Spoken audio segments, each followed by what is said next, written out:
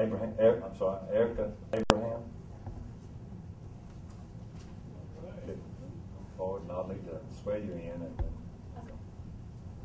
how are you? Great. How are you? You swear to tell the truth, the whole truth, and nothing but the truth to help you guys? Yes, sir. Take a seat, make sure your green light's playing. So we can hear you. Do you have a brief statement to the committee on why you'd like to serve on the board? Yes, I would like to serve on the board at South Carolina State University. I think it's a great opportunity for me to use my background from the financial industry to help strengthen the school, developing their mission and their strategic plans around their financial goals. So that's when I saw the opportunity present itself, what made me decide to pursue it. Good. Members caught up, y'all have any questions? I'm on the first side. I feel kind of bad taking noise. I'll defer. Okay. All right. Senator Alexander? Thank you, Mr. Chairman. I just ask, what do you believe the biggest challenge at the university would be for the board? I think the biggest weakness at the university has been the lack of stability in several areas, such as leadership. There have been quite a few changes within the board itself.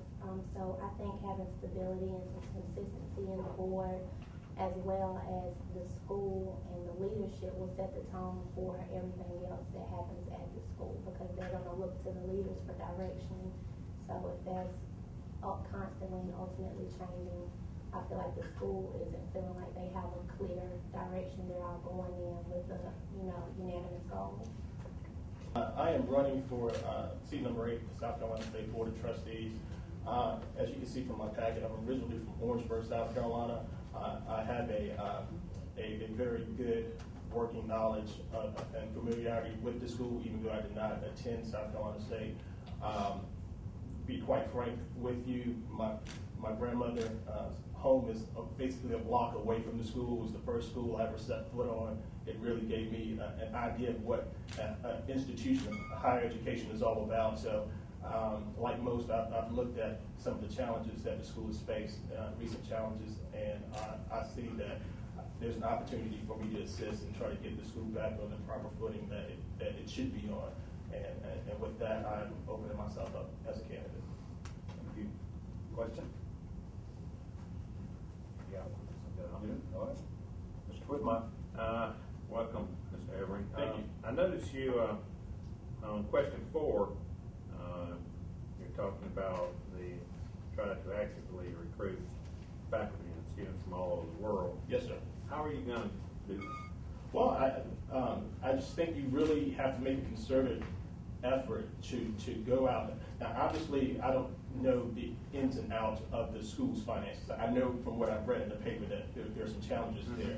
But once you can get a grasp on that, I think some certain funds need to be allocated to broadening the scope of your outreach for the university. I know that obviously South Carolina State is a historically black college and university. I don't think you ever want to get away from that core because of what it means and what it's brought to the community. But in the same token, to be quite frank with you, minority students have other options. So in order to grow the base, I think you just have to diversify the student population and the faculty. I'm all about public service. I have an affinity for public service.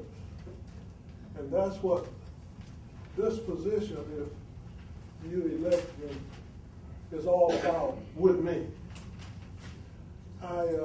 In my application process, I listed a few of the things that I have been about in the community and that I am about in the community currently.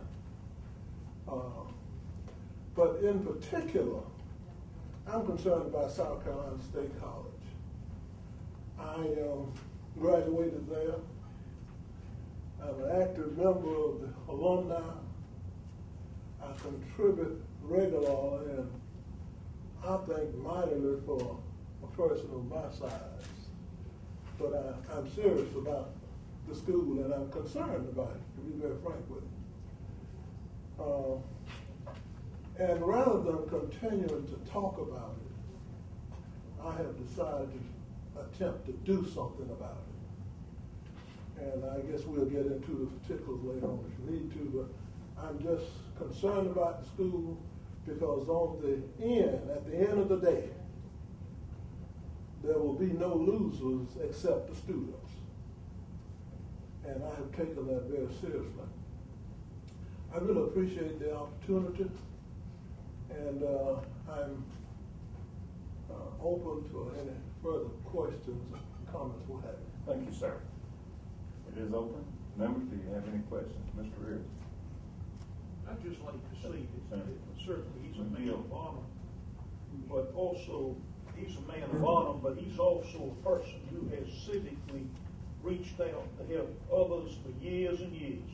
Nothing new to this man, and I can tell you that I personally am delighted to hear that you have asked for this opportunity to serve.